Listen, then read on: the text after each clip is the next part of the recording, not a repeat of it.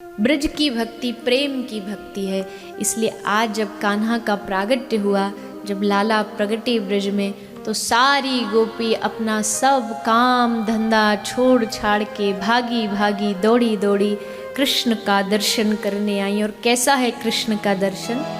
बरहा पीडम नटवर वपुः कर्णयो कर्णिकारम बिभ्रदवासः कनक कपिशं वैजयन्तीं च मालम् रन्ध्राण वेणुरधर सुधया पूरयन् गोपवृन्दै वृन्दारण्यं स्वपदरमणं प्राविशद् गीत कीर्ति। बरहा पीडम, बरहा माने मोर मुकुट, जब धारण करके श्री कृष्ण श्री वृंदावन धाम में प्रवेश करते हैं। कौस्तुख मणि, कान में कनेर का फूल, कनेर एक फूल का नाम है, तो वो ठाकुर जी को बड़ा प्रिय है। तो दोनों कानों में कनेर की फूलों के कुंडल पहन के ठाकुर जी ने, उसमें भी बड़ी चतुराई है। अगर लेफ्ट वाले कान में कुंडल है, इसका मतलब गोपी को इशारा दे रहे आज यमुना जी पे मिलेंगे। अगर राइट साइड में है तो बोले नहीं आज यमुना जी पे नहीं मिलेंगे, आज काली दह पर मिलेंगे। और अगर दोनों में कुंडल नहीं, ठाकुर जी कनेर का फूल लेके ऐसे उछाल रहे हैं, तो मतलब आज मिलने का प्रोग्राम कैंसिल, खतरा है। तो श्रृंगार में भी ठाकुर जी के ऐसे सुंदर सुंदर भाव जुड़े हुए हैं। कर्णयो कर्णिकारम बिभ्रदवासः कनक कपिशम। कनक माने कनक कहते सोने को, स्वर्ण। तो उस स्वर्ण जैसा तपता जिसका रूप हो, ऐसे श्री श्याम सुंदर। ये जो माथे पर ठाकुर जी के मोर पंख है ना, ये कौन है जानते हो? ये पूर्व अवतार में रामावतार की माता केकई है। राम जी का जब अवतार हुआ तो भगवान, देखो ठाकुर जी जब अवतार लेते हो अकेले नहीं आते, पूरी सेना उनके साथ चलती है। अब राम जी ने जब अवतार का मन बनाया तो भगवान ने सबको एक एक रोल प्ले करने के लिए दे दिया कि आप दशरथ जी हैं, आप ये हैं, आप वो। अब बात आई कि देखो हीरो वाला रोल तो सब लेना चाहते हैं, पर विलेन का रोल आए तो सबको लगता है नहीं हीरो बने तो बढ़िया, विलेन वाला तो अच्छा नहीं।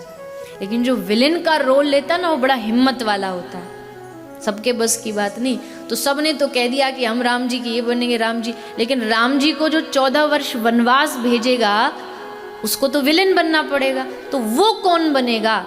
तब माँ केकई ने कहा मैं बनूंगी, मैं आपके लिए ये भी स्वीकार करूंगी, कलंक भी स्वीकार करूंगी आपके लिए।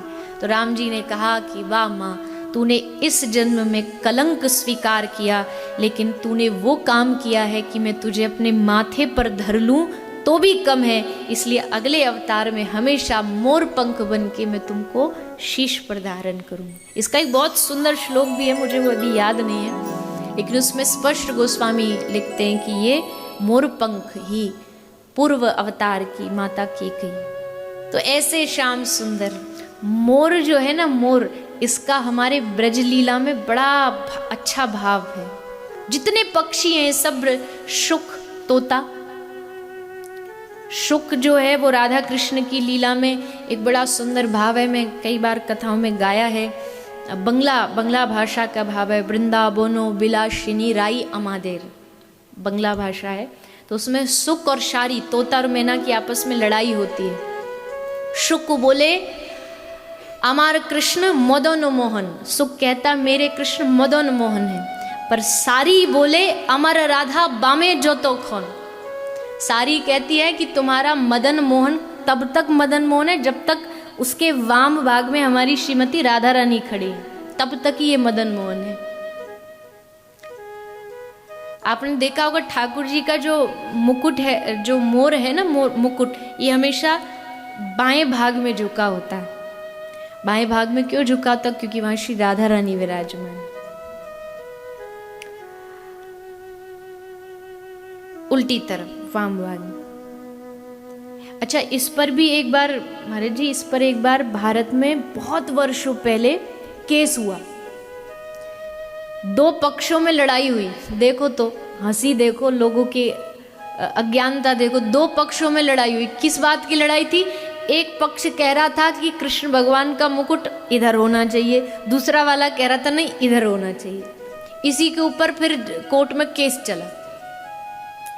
तो जज अंग्रेज था, ये उसी जमाने की बात है, अंग्रेज था। तो अब वो क्या बोले कि उल्टा करे कि सीधा करे, तो उसने कहा ना उल्टा रहेगा ना सीधा रहेगा, इनका मुकुट एकदम ना राइट ना लेफ्ट, एकदम सीधा रहेगा, छोड़ो सब लड़ाई, ना इधर ना उधर। ऐसे ऐसे बता ठाकुर जी तक को लोग कोर्ट में ले जाते हैं। ये सच्ची बात है, आप देखना पढ़ना कहीं अगर आपको मिल जाए पढ़ने को तो। लेकिन हमारा ब्रज भाव कहता है कि ठाकुर जी का जो मुकुट है वो हमेशा श्री राधा रानी की तरफ झुका होता है, क्योंकि चापत चरण मोहन लाल, धन धन राधिका के चरण।